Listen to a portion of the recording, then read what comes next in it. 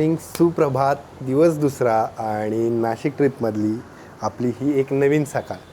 तर मित्रांनो, आज आपण निघतो आहे, आपल्याला जायचं आहे त्र्यंबकेश्वरला, महादेवांच्या दर्शनाला जायचं आहे.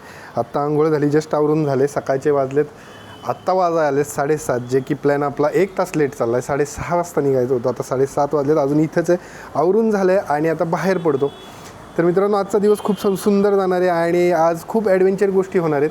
तर तुम्ही ह्या व्हिडिओमध्ये जोडून राहा आणि बघत राहा ट्रॅव्हल विथ ओमकार. तर निघूयात डायरेक्ट बाईकवरती. हॉटेलच्या बाहेर आलो आहे आणि आता निघतो आहे आम्ही त्र्यंबकेश्वरला. हां, कंटिन्यू आहे. तर त्र्यंबकेश्वर किती किलोमीटर आहे दादा? 30. तर त्र्यंबकेश्वरला निघतो आहे आणि श्री आवरतो आहे, पाठीमागं श्रीचं आवरून होतं. तोपर्यंत आमचं हे सगळं आज जाऊ देत, जॅकेट वगैरे, त्यानंतर आम्ही इथून निघणार.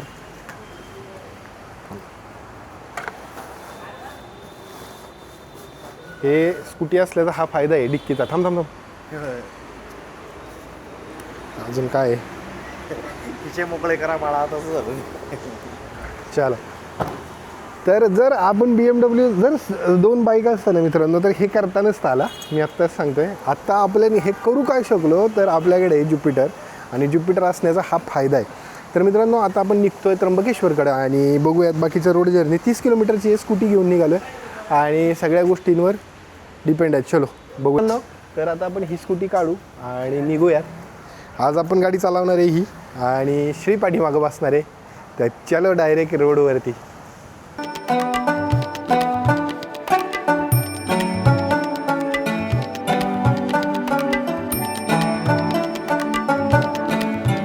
माझा आहे अंजुना पर्वत.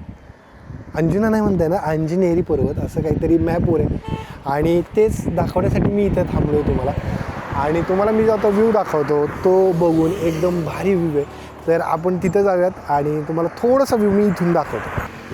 हे जे समोर पर्वतरांग दिसते ना मित्रांनो, ही आहे अंजनेरी पर्वतरांग. म्हणजे या पर्वतरांगेत असं वैशिष्ट्य आहे की आपले प्रभू रामचंद्रांचे जे सेवक होते, प्रभू हनुमानजी, त्यांचं जन्मस्थान हे म्हटलं जातं. हनुमानांचं जन्मस्थान जे म्हटलं जातं ते अंजनेरी पर्वत. आणि इथं जाण्यासाठी मित्रांनो आपल्याला ट्रेक करावा लागतो आणि ट्रेक करणं आत्ता पॉसिबल नाही आहे, कारण का आपल्याकडे स्पॉट जास्त आहेत आणि वेळ कमी आहे. त्यामुळं अंजनेरी पर्वतला आपण परत एकदा नंतर भेट देणारच आहोत. पण आत्ता एक गोष्ट समजून घ्या की आत्ता आपण तिकडे जाणार आहेत त्र्यंबकेश्वरला, ती आपली वाट बघते आणि आपण नक्कीच आता लवकरात लवकर तिकडे पोहोचू आणि बाकीच्या गोष्टी एक्सप्लोअर करूया. म्हणून तर तिथून थोडंसं पुढं आलो, 5 किलोमीटरच बाकी आणि नाश्त्यासाठी थांबलो, कारण का सकाळी नाश्ता केला नव्हता, तसंच निघालो. नाश्त्यामध्ये मला एक वेगळी गोष्ट दिसली. हा वडापाव नसून पाववडा आहे. म्हणजे यामध्ये तुम्ही पावाला आत टाकला आहे आणि मग वरतून फ्राय केलं आहे. तर हे काहीतरी मला वेगळी गोष्ट दिसली म्हणून ही एक गोष्ट ट्राय केली आणि आता वडापाव तर घेतला आहे, ही गोष्ट खाऊ. आणि श्री काय म्हणतो, कशी चव आहे? एक नंबर, मस्त आहे. श्रीने ट्राय केलं आहे, मस्त आहे म्हणतो. आता आपण खाऊन बघूयात काय होतं.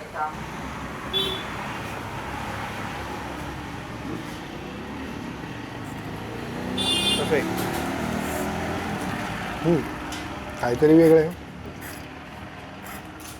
पण ठीक आहे. म्हणजे वडापाव आपण नेहमी खातो, वडापावपेक्षा काहीतरी वेगळं. पाववडा, ज्याला बेसन पिठाचं कोटिंग आहे आणि पाव आहे, म्हणजे आपला दाबेलीचा पाव आहे तोच आहे, पण टेस्ट चांगली आहे. एकदा ट्राय करू शकता, बऱ्याचशा वेळा आवडेल नाही आवडेल, पण ट्राय करा.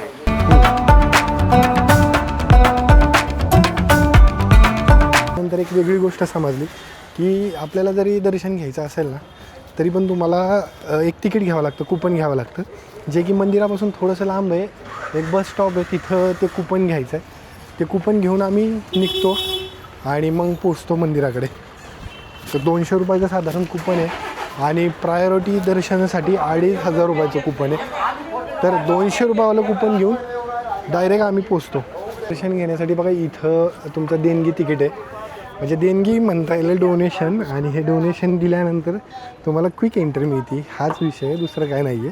तिकीट वगैरे नाही आहे, डोनेशन आहे. तर समजून घेऊयात काय करायचं ते आणि कसं करायचं ते. तर चला घेऊयात. इथं कुपन आहे आणि कुपन घेताना तुम्हाला फिंगरप्रिंट आणि फेसचा फोटो द्यायचा. तेव्हाच ते कुपन अलाउट करतात म्हणून मी तिकडे चाललो आहे. आता बघ दादा 2 पाहिजे ते. हो ही काय इथे हे श्री आत तो मोबाईलमध्ये शूट करणं अलाउड आहे पण कॅमेरामध्ये नाही आहे त्यामुळं आता मोबाईलमध्ये शूटिंग होईल इथनं पुढचे सगळे.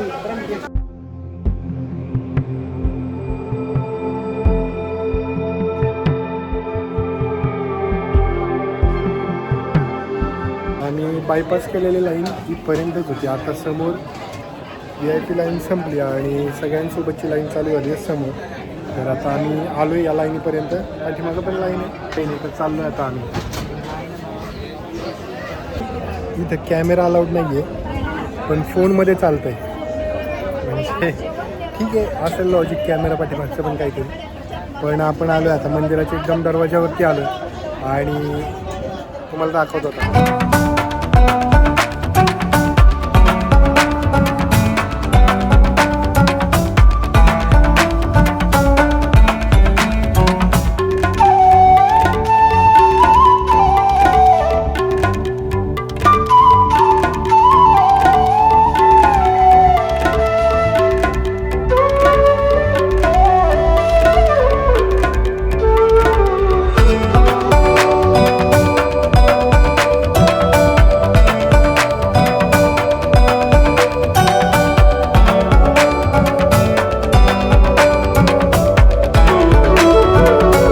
मित्रांनो आत्ता आपण जे काय आहे ना हे 12 ज्योतिर्लिंगांमध्ये एक ज्योतिर्लिंग आहे म्हणजे त्र्यंब आहे.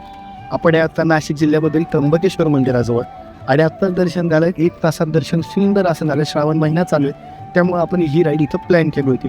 आणि या मंदिराचं वैशिष्ट्य म्हणजे हे काळ्या पाषाणापासून बनलेलं मंदिर आहे. तुम्ही आर्किटेक्चर बघताय तर पूर्ण काळ्या दगडाचं आर्किटेक्चर आहे. त्या मंदिराचं ज्योतिर्लिंग जे आहे ना हे 3 मुखी म्हणजेच ब्रह्मा विष्णू आणि महेश या 3 मुखांनी हे ज्योतिर्लिंग बांधलेलं आहे. आणि बरीचशी माहिती असं म्हटली जाते की ह्या मंदिराचा खूप सारा इतिहास दडलेला आहे. ह्या इतिहासाबद्दल जितक्या जास्त गोष्टी तुम्ही जाणून घेताल तितकं नवीन नवीन तुम्हाला समजत जाईल.